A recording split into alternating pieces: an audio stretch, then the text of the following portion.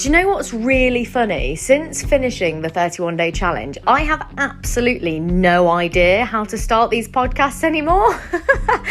I felt like I got into such I just knew the opening of the 31-day challenge off by heart. It was like a script that I'd memorized almost, and I could just bash it out. I have no idea how to start these anymore, so I'm just going to say, hello friend, how are you? I hope you're having the best day wherever you are in the world. In today's episode, I want to talk about burn rates. Burn rates. A fancy ass term for how much money you be spending every single month. And I want to talk about why it's important to know your burn rate. Before I dive into that though, if you have a subject or a question, anything to do with being a creative or starting your own business, anything that you have to do with virtual reality or the immersive space, any questions, shoot them over on social media. I'm Alex Makes VR on Instagram and Twitter. You can send me a slightly longer email at alexmakesvr@gmail.com. And every single day I'm sending out a daily newsletter with the inside scoop on my creative and business VR tips. So if you want to sign up for that, alexmakesvr.com. So burn rates. Okay, so what is a burn rate? Well, the actual term burn rate, I think, comes from the investment and startup Silicon Valley scene. If an investor was looking to invest in your company, they would want to know what your burn rate was going to be. They'd want to know if you were taking £100,000 worth of investment, what are you going to be spending that money on? Why is it important that that's the money you need? So what's your burn rate? What are your outgoings? What are the things that you have to pay every single month to keep the lights on, to survive? Now, I personally like to have a burn rate for myself as Alex, personal burn rate, and also a burn rate for my company. So I like to keep them a little bit separate, and I like to be able to see them just so that, I don't know, I feel like I'm a bit of a control freak, but I like to feel secure in knowing that they are slightly separate. And although they both, because I am essentially the company and I'm the head of the company, and ultimately they are intertwined and the money is intertwined, at the same time, I like to see where the different expenses could be cut back, or I like to see where the money is going, and what would happen if I were to change my business model and how that would impact my personal burn rate. So the first thing you need to do, if you don't know what that figure is, if you don't know every single month what your outgoings are, and I'm talking about the these are your fixed outgoings, not the 50 quid extra you spend a month on coffees. Okay, so these are your fixed outgoings. I'm personally a bit of a spreadsheet nerd, so I like to keep an up-to-date spreadsheet basically with my burn rates. And what I will do is I will look at what my outgoings are, and then I will have a kind of a cash flow forecast of all the money that I know is coming in. And obviously as soon as you start working for yourself or you start working with clients, there is a lag time between you doing the job and getting paid for the job, especially if you're a company. For my company, we tend to have 30-day terms, which means that when we finish the project, we'll get paid 30 days after that, so a month later. So it's quite important for me to know what my income is versus what my outgoings are. So once you've got a good idea of your burn rate, so I know that mine is, X amount a month, and what's funny is it's not funny at all, it's actually quite tragic, but my business burn rate is twice the amount of my personal burn rate. So yeah, that's a lot. So when I look at that figure, and then I look at what I've got coming in, I can divide the number on the incoming kind of column, all the kind of invoices that are overdue, that kind of thing. I can look at that, divide that by my burn rate, and now I know how long I could sustain myself if I didn't get any more work. So when you first start out, this can be a little bit scary because often you're kind of hand to mouth and you're having to do, lots of jobs, and you're trying to build a portfolio, and you're trying to, get that cash coming in.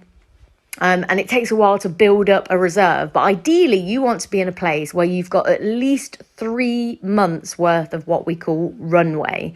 So runway being the fancy term for, well, as you can imagine, it's just the amount of months that you could survive on your current income. If you had nothing else, coming in, that's how many months that you could survive for. So the bigger picture of why burn rate is important is because it gives you a really good idea of where you're spending your most money, and also off the back of that, what you might consider cutting down on in order to invest in something else. So for me, especially during COVID, I really went through all of my burn rate, all of those line by line expenses that were fixed for my company, and said, right, well, that's irrelevant now. That needs to come down now. For example, my business insurance was like well over £1,000 a year. And thanks to COVID and a slight kind of, in my own head, like pivot towards a slightly different kind of business that I want to do going forward, I knew that I could cut down on X amount. I knew that I could drop my public liability a little bit because I wouldn't be doing any shoots anytime soon.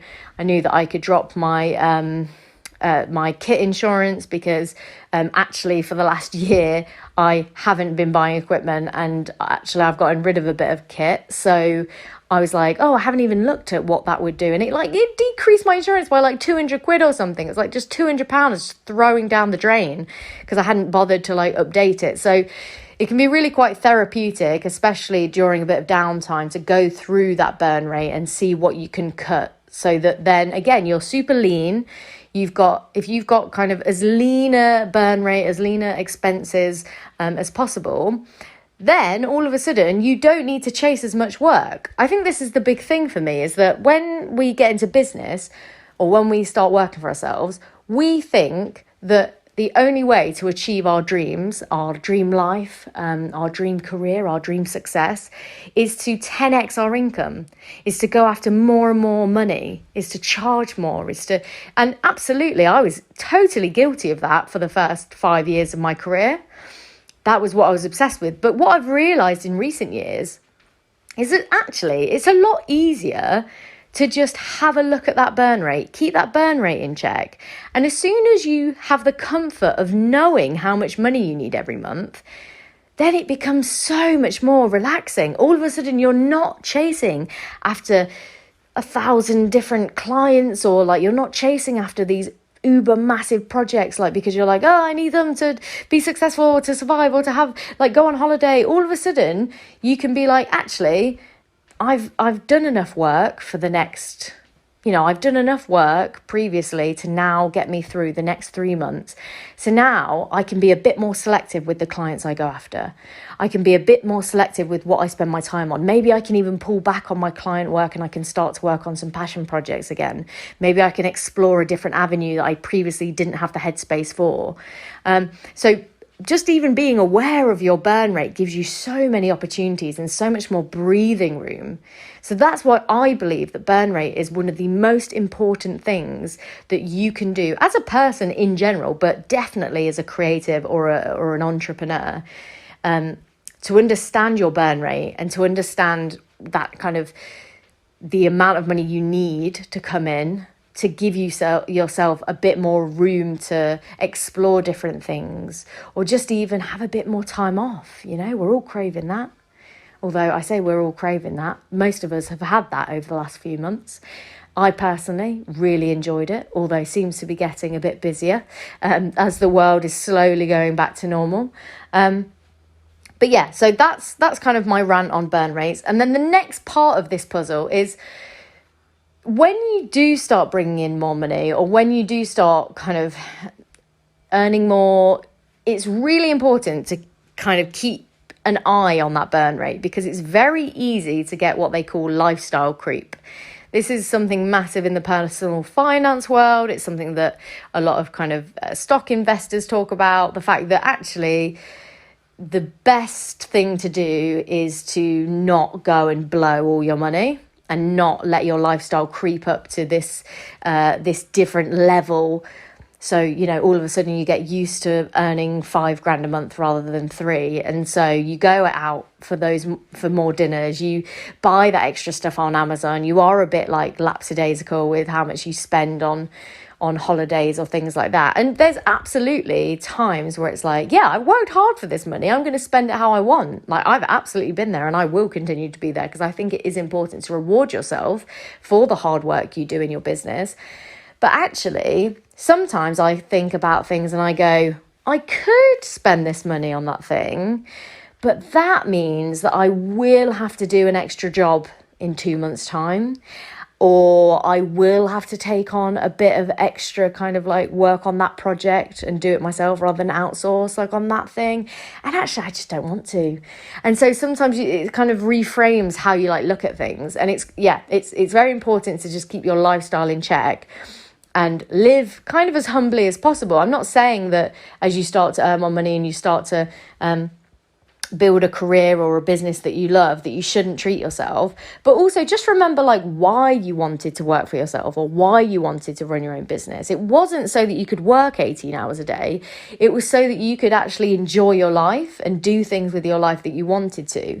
So you should always be aiming to make enough money to live rather than chasing after like kind of living a lifestyle that means you have to work more. And this brings me back to a point that I made very, very early on, maybe even episode 1 of the 31-day challenge that I did, which was talking about dreamlining, right? And figuring out what the dream life you want is, how many days or hours you would want to work in order to achieve that life, how much money you would need for that life.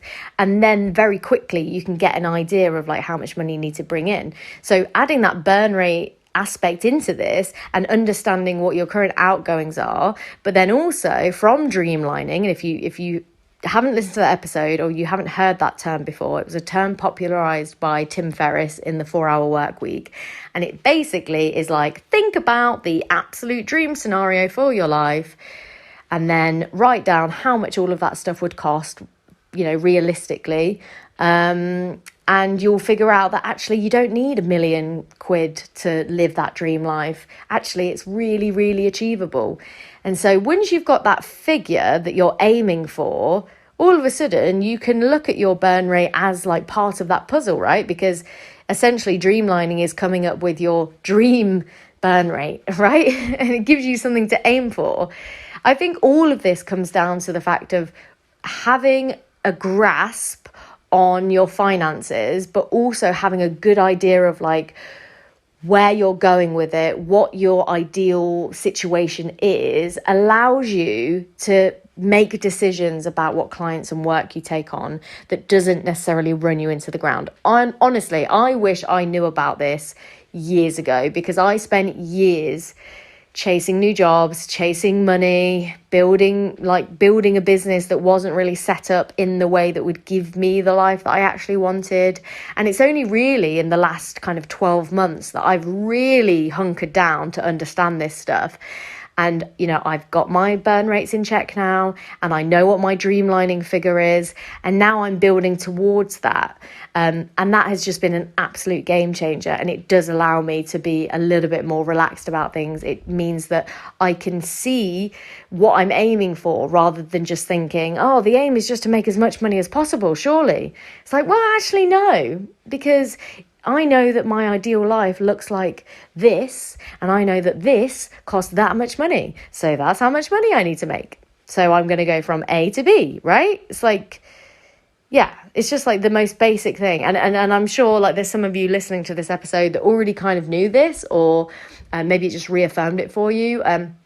Or maybe it's not. The amount of friends in my life that I have this conversation with, I go, well, what's your burn rate? And they're like, look at me blank, like, I don't know. My rent's this. And I'm like, yeah, but you need to know it's not just your rent. It's like, it's your rent, it's your council tax, it's your bills, it's your Netflix subscription, it's your, your water bill, whatever it might be. It's the insurance that you pay just in case your vacuum packs up or whatever. It's all of those things, and they soon add up. In fact, I remember doing this for my parents, actually, like probably about a year ago or so, because I was really into it and geeking out. And my older brother, he's similar. He loves like looking at this kind of stuff.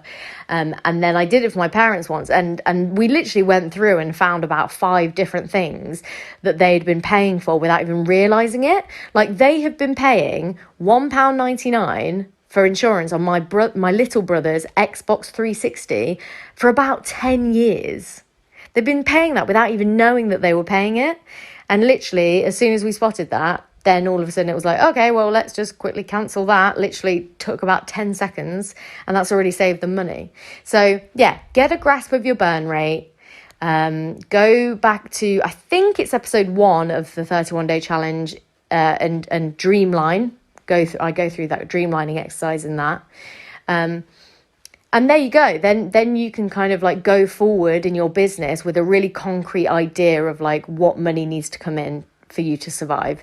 And also, if you're someone that is working for someone else and you're looking to jump out of that and work for yourself, this also gives you that comfort of knowing, right, that is the exact number that I'm aiming for.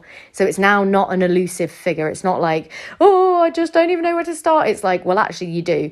You know that you need to make £1,000 from a client in order to make this sustainable for you to jump out of your current job into this new one.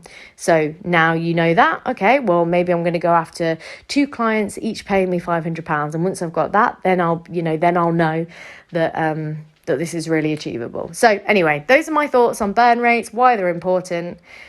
I hope you found this interesting. I love this stuff. I'm a bit of a numbers geek at heart, to be honest. So I'm surprised it's not come up sooner, to be honest. If you enjoyed this episode, or if you've got some follow-up, or you've got a subject or a question that you want to ask me, you can reach out on social media, AlexMakesVR on Instagram and Twitter. If you want to send me an email, send it to alexmakesvr@gmail.com. And every single day when these episodes drop, I am sending out a newsletter with the inside scoop on my best VR creative business tips and tricks from the episode. So sign up to that at alexmakesvr.com. And with that being said, have a great rest of your day, and I'll speak to you tomorrow.